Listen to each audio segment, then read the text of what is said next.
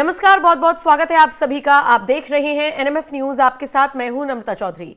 उत्तर प्रदेश के मिल्कीपुर के उपचुनाव के नतीजे बीजेपी के पक्ष में गए और जो तस्वीरें आप इस वक्त देख रहे हैं ये है चंद्रभानु पासवान, जिन्होंने जीत दर्ज की है मिल्कीपुर सीट से। बीजेपी ने इन्हें प्रत्याशी के तौर पर उतारा था और चंद्रभानु पासवान ने 60,000 से ज्यादा वोटों के मार्जिन से अवधेश प्रसाद के बेटे अजीत प्रसाद को पीछे छोड़ दिया। हालांकि अगर आप एक आंकड़ा निकालकर देखेंगे तो चंद्रभानु शुरुआत से ही आगे चल रहे थे, अजीत प्रसाद शुरू से ही पीछे रहे। इस बीच समाजवादी पार्टी के मुखिया अखिलेश यादव ने भी अपने हार को स्वीकार कर लिया। वो अलग बात है कि इस हार के बाद वो पुलिस प्रशासन पर चुनाव में धांधली का आरोप लगाते हुए नजर आए थे, लेकिन योगी के वो योद्धा चंद्रभानु पासवान जिन्होंने अवधेश प्रसाद के बेटे को हराया, उनके बारे में लोग विस्तार से जानना चाहते हैं। तो आइए इस रिपोर्ट में आपको चंद्रभानु पासवान के बारे में विस्तार से ही बताते हैं, जिन्होंने मिल्कीपुर में बीजेपी का परचम लहराया, भगवा लहराया और अवधेश प्रसाद को भी दहाड़े मार मारकर रोने के लिए मजबूर कर दिया। आपको बताते चले, चंद्रभानु पासवान पेशे से वकील हैं। अयोध्या के रुदौली से 2 बार जिला पंचायत सदस्य वो रही हैं। इस वक्त उनकी पत्नी जिला पंचायत सदस्य है।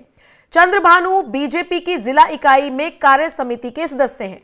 2024 के लोकसभा चुनाव में वो अनुसूचित जाति संपर्क प्रमुख रहे। उनके पिता बाबा रामलखन दास ग्राम प्रधान हैं। 1986 में चंद्रभानु पासवान का जन्म हुआ।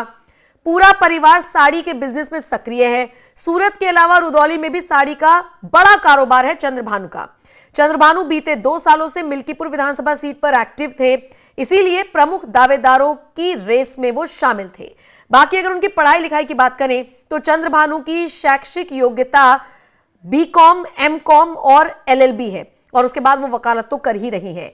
बीजेपी के टिकट पर लगभग 6-7 लोग ऐसे थे जिन्हें दावेदार माना जा रहा था, लेकिन उन सबको पीछे छोड़ते हुए चंद्रभानु ने बाजी मारी।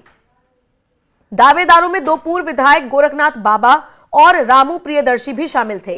गोरखनाथ बाबा को लेकर कहा जा रहा था कि बीजेपी का उनको टिकट न देना कहीं ना कहीं बीजेपी के लिए नुकसान का सौदा साबित हो सकता है, लेकिन ऐसा नहीं हुआ क्योंकि चंद्रभानु पासवान ने जीत का परचम लहराया, भगवा लहराया और अवधेश प्रसाद के बेटे को इस सीट से हराकर जीत अपने नाम कर ली। और ये जीत भी छोटे मोटे अंतर से नहीं रही, 60,000 से ज्यादा का मार्जिन रहा। चंद्रभानु पासवान ने साबित कर दिया कि योगी आदित्यनाथ का उन्हें चुनने का फैसला पूरी तरीके से ठीक था। बहरहाल ये तो बात हुई चंद्रभानु पासवान की। किस तरीके से उन्होंने जीत हासिल की वो आपने समझ लिया। वो कौन है, पेशे से क्या रहे हैं, किस तरीके से उनका कारोबार है, वो सब आपने देख लिया। लेकिन इन सब के बीच आपको देखना चाहिए वो वीडियो भी जिसमें अवधेश प्रसाद दहाड़े मार मार कर रोते हुए नजर आए थे भरी प्रेस कॉन्फ्रेंस में। क्यों रोए थे वो? दरअसल अयोध्या में एक बच्ची के साथ गलत काम हुआ, उसकी खबर सामने आई और उसके बाद इस तरीके से नौटंकी करते हुए अवधेश प्रसाद नजर आए थे। और ये नौटंकी शब्द मेरा नहीं है, ये कहना था योगी आदित्यनाथ का। उन्होंने तो ये तक कह दिया था कि कल को इन्हीं का कोई आदमी निकल जाएगा। और उसके बाद जब जांच हुई, 3 लोग गिरफ्तार हुए, उनमें से एक शख्स समाजवादी पार्टी का करीबी बताया गया था। बहरहाल जिस तरीके से भरी प्रेस कॉन्फ्रेंस में अवधेश रोए, उनके आंसू भी काम नहीं आ पाए। मिल्कीपुर की जनता ने चंद्रभानु पासवान को चुना। इस वीडियो को वैसे आपको देखना चाहिए, तो इसी वीडियो के साथ आपको छोड़े जा रहे हैं। बाकी आप इस खबर को लेकर क्या राय रखते हैं जरूर बताएं।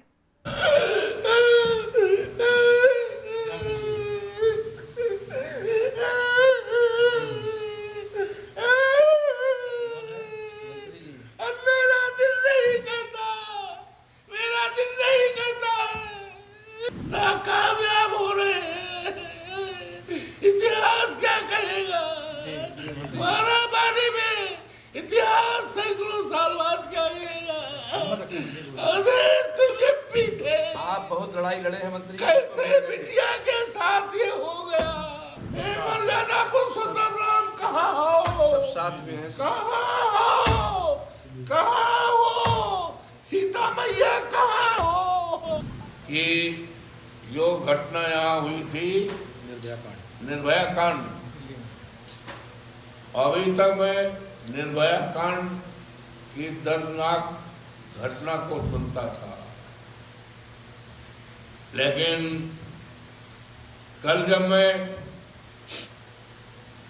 उस परिवार में गया, परिवार तो है सनवा है,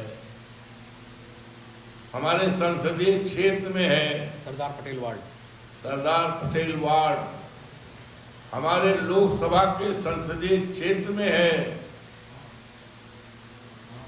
मैंने जब सुना कि एक दलित बेटी के साथ जितना अन्याय अत्याचार हुआ है, दुनिया में इस तरह की कोई घटना देखने और सुनने को अब तक नहीं मिली है।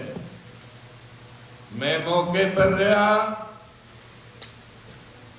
उसकी मां बेहोश पड़ी है, उसकी बेटी बहन मूर्छित है, बाप मूर्छित है, सारे लोग डरे और दहशत में हैं। मैंने पूछा, बताओ, नहीं मिली है। मैं मौके पर गया, उसकी मां बेहोश पड़ी है,